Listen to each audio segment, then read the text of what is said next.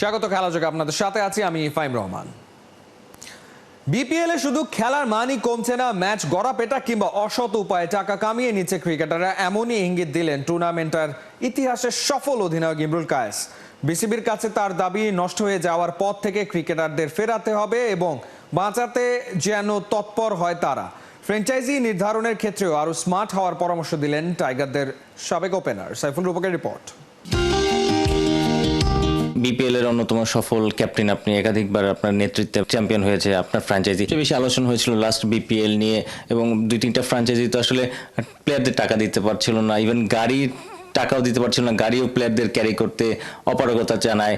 পাশাপাশি ফিক্সিং এর দু একটা আলোচনা আসছিল, সন্দেহের লিস্টও আমরা পেয়েছিলাম, যদিও সেগুলো পরবর্তীতে ধামাচাপা হয়ে যায়। প্রথমত ভালো ফ্র্যাঞ্চাইজি আপনারা নিন, আমার একটাই সাজেশন, এটা যদি বিসিবি ইমিডিয়েটলি স্টপ না নেয় আই এম শিওর যে খুব শীঘ্রই বাংলাদেশের প্লেয়াররা নষ্ট হয়ে যাবে।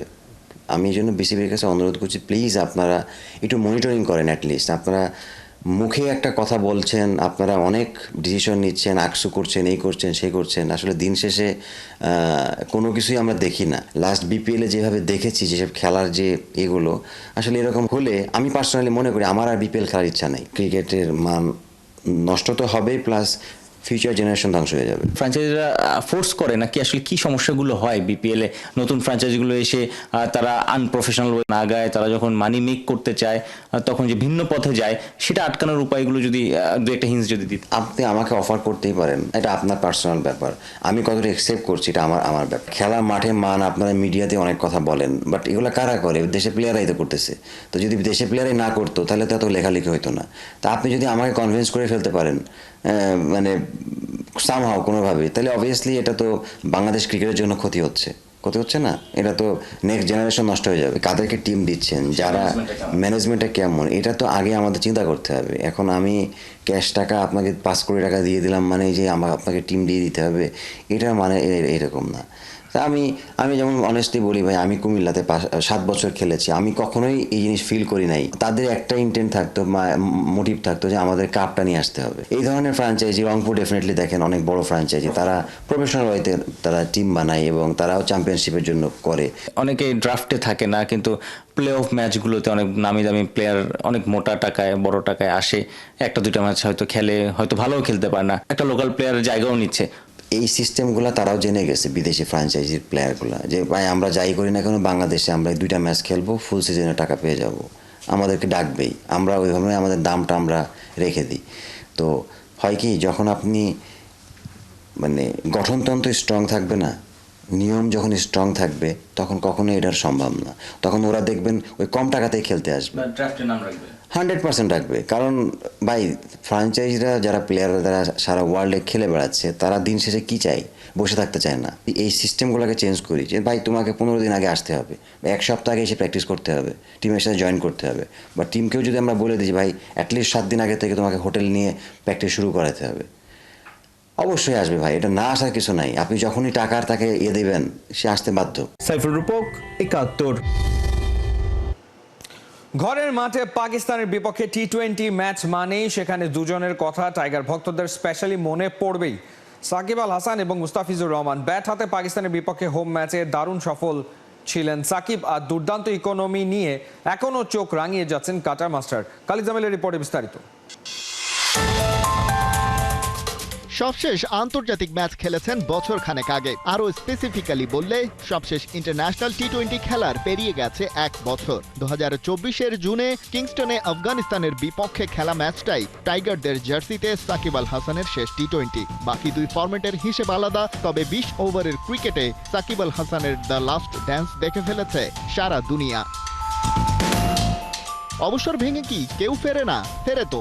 এই সাকিবের আইডল লিওনেল মেসির ক্যারিয়ারেও আছে তেমন নাটক। সাকিবের ক্ষেত্রে তেমন কিছু তো হতেই পারে, এবং সবচেয়ে গুরুত্বপূর্ণ টি-20কে বিদায় বললেও একটু ফাঁক রেখে দিয়েছিলেন।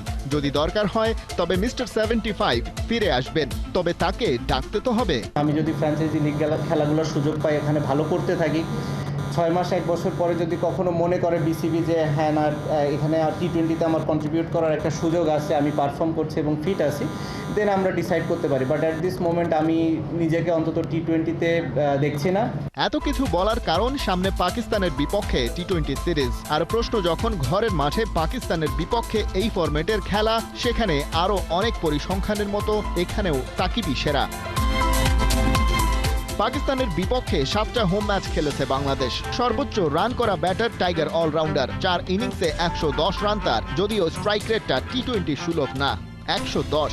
অবশ্য সেটার দায় একা সাকিব আল হাসানকে দিয়েও লাভ নেই খুব একটা, কারণ এই তালিকায় বেশি রান করা বাকিদের অবস্থাও স্ট্রাইক রেটের হিসেবে খুব একটা ভালো না। পাকিস্তানের বিপক্ষে আফিফ হোসেন 76 রান করেছেন, সাকিবের চেয়েও কম 100 স্ট্রাইক রেটে। একই অবস্থানে মাহমুদুল্লাহ রিয়াদ, কারণ সবগুলো ম্যাচই হয়েছে মিরপুরের মাঠে। ব্যাটিং থেকে চোখ সরিয়ে বোলিংয়ে তাকালেও সেখানে টপ চার্টে সাকিবের নামটা আসে। পাকিস্তানের বিপক্ষে হোম টি20তে সর্বোচ্চ উইকেট নেয়ার নজির আছে 4 টাইগার বোলারের। সবার নামের পাশে এক হালি করে উইকেট, যেখানে আছেন আলামিন, মাহমুদুল্লাহ রিয়াদ, মুস্তাফিজুর রহমান এবং Taskin Ahmed.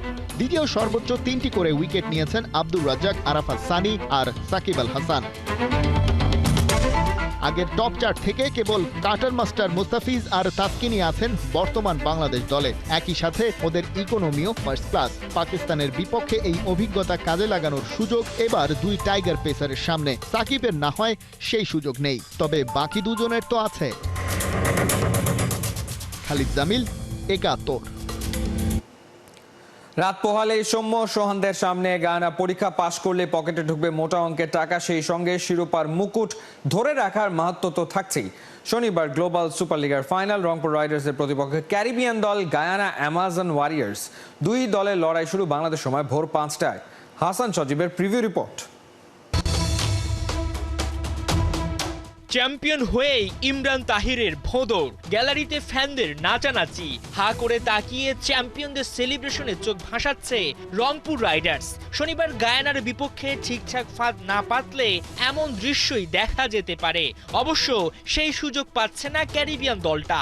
Back to back শিরোপায় নজর রাইডারদের। গায়ানায় ওদের ঘর থেকে ট্রফি ছিনিয়ে বাঘের হুঙ্কার দিতে মরিয়া সৌম্য সোহানরা। গেল বছরটার স্বপ্নের মতোই কেটেছে রংপুর রাইডার্সের। জিএসএল এর প্রথম আসরে অংশ নেয়নি বিপিএল চ্যাম্পিয়ন ফরচুন বরিশাল। সেই সুযোগ কাজে লাগিয়ে গায়ানায় লাল সবুজ ঝান্ডা ওড়ায় রংপুর। 5 দলের টুর্নামেন্টে প্রথম আসরে রাইডারদের বাজিমাত।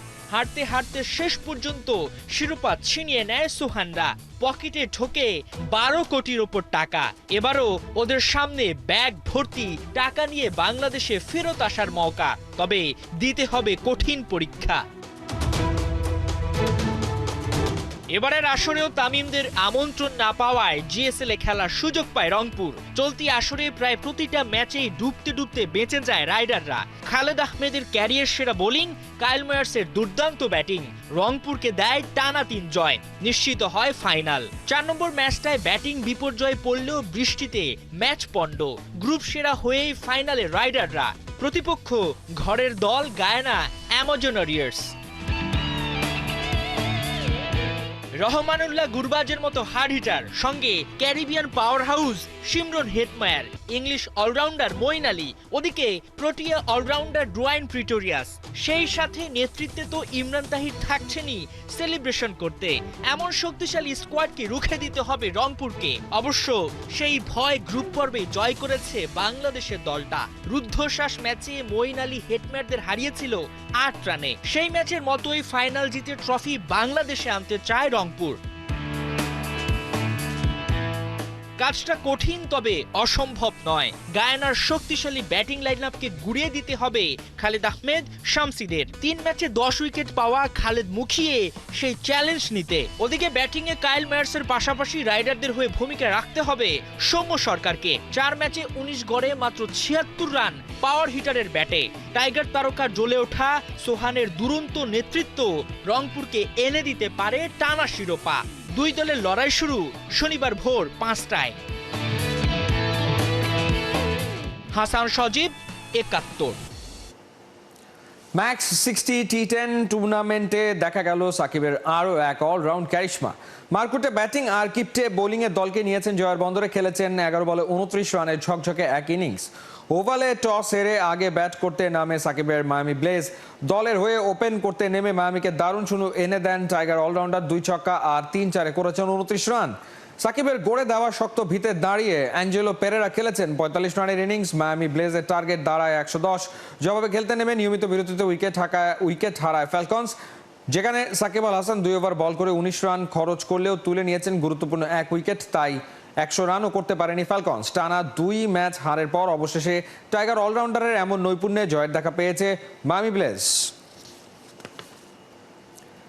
আন্দোলনের পথ বেয়ে এগিয়ে চলছে বাংলাদেশ। জুলাই আগস্ট গণ অভ্যুত্থান দিবসে প্রতীকী ম্যারাথনে ঢাকার ব্যতিক্রমী সকাল, যেখানে অংশ নেন যুব ও ক্রীড়া উপদেষ্টা আসিফ মাহমুদ সজীব ভুঁইয়া। ম্যারাথন দৌড়ের মতোই সবাইকে সাথে নিয়ে নতুন বাংলাদেশ গড়তে চান। অর্ণবাপী রিপোর্ট।